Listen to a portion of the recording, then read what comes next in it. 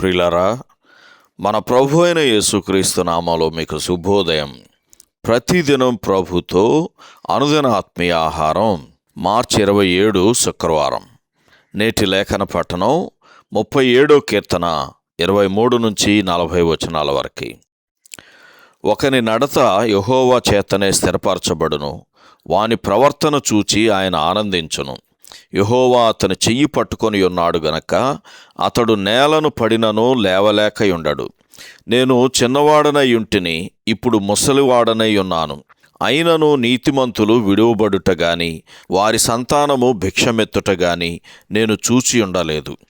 దినమెల్లా వారు దయాళురై అప్పు ఇచ్చుచుందురు, వారి సంతానపు వారు ఆశీర్వదింపబడుదురు. కీడు చేయుట మాని మేలు చెయ్యము, అప్పుడు నీవు నిత్యము నిలుచుదువు. ఎలయనగా యెహోవా న్యాయమును ప్రేమించువాడు, ఆయన తన భక్తులను విడువడు. వారెన్నటెన్నటికీ కాపాడబడుదురు గాని భక్తిహీనుల సంతానము నిర్మూలమగును. నీతిమంతులు భూమిని స్వతంత్రించుకొందురు, వారు దానిలో నిత్యము నివసించెదరు. నీతిమంతుల నోరు జ్ఞానమును గూర్చి వచించును, వారి నాలుక న్యాయమును ప్రకటించును. వారి దేవుని ధర్మశాస్త్రము వారి హృదయములోనున్నది, వారి అడుగులు జారవు. భక్తిహీనులు నీతిమంతుల కొరకు పొంచియుండి వారిని చంపజూతురు. వారి చేతికి యెహోవా నీతిమంతులను అప్పగింపడు. వారు విమర్శకు వచ్చినప్పుడు ఆయన వారిని దోషులుగా ఎంచడు. యెహోవా కొరకు కనిపెట్టుకొనియుండుము, ఆయన మార్గమును అనుసరించుము. భూమిని స్వతంత్రించుకొనున్నట్లు ఆయన నిన్ను హెచ్చించును. భక్తిహీనులు నిర్మూలము కాగా నీవు చూచెదవు. భక్తిహీనుడు ఎంతో ప్రబలియుండుట నేను చూచియుంటిని. అది మొలిచిన చోటనే విస్తరించిన చెట్టువలే వాడు వర్ధిల్లియుండెను. అయినను ఒకడు ఆ దారిని పోయి చూడగా వాడు లేకపోవును. నేను వెదకితిని గాని వాడు కనబడకపోయెను.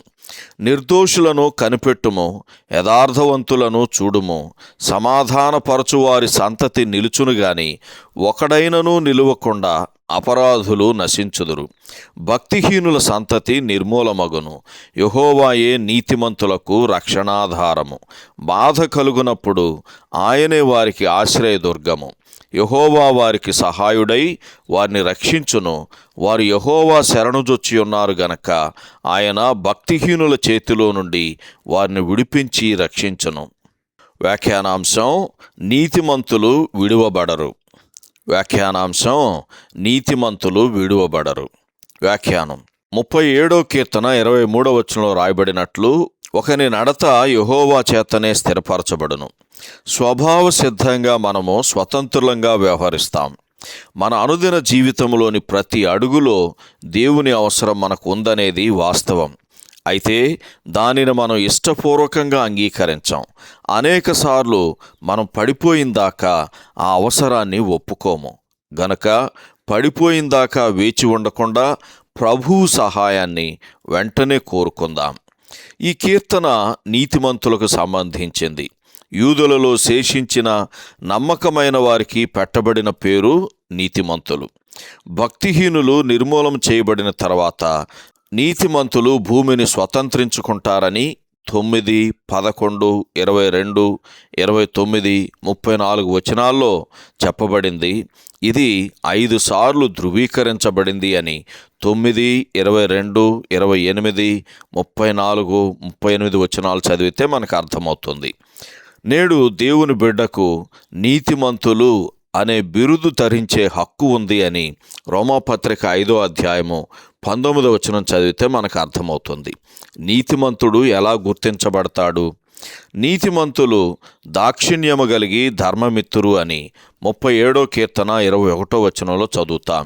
అంతేకాదు 30, 31 వచనాల్లో రాయబడినట్లు, అతని నోరు జ్ఞానమును గూర్చి వచించును, వారి నాలుక న్యాయమును ప్రకటించును.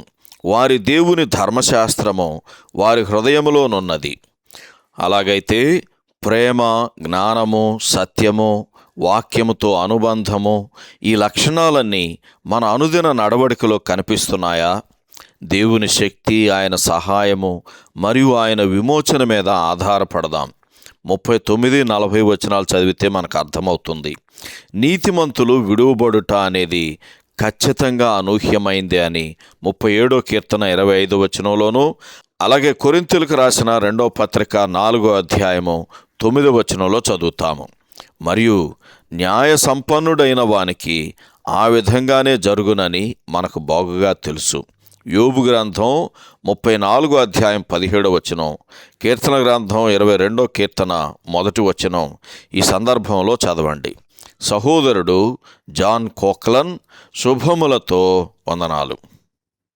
ఈ సందేశాలకు సంబంధించి కానీ, బైబిల్కు సంబంధించి కానీ మీకేమైనా ప్రశ్నలు ఉంటే ఈ క్రింది నంబరుకు వాట్సాప్ ద్వారా పంపించండి. మీ ఆత్మీయ క్షేమాభివృద్ధి కోసం అనుభవజ్ఞుల ద్వారా జవాబులు అందించబడతాయి.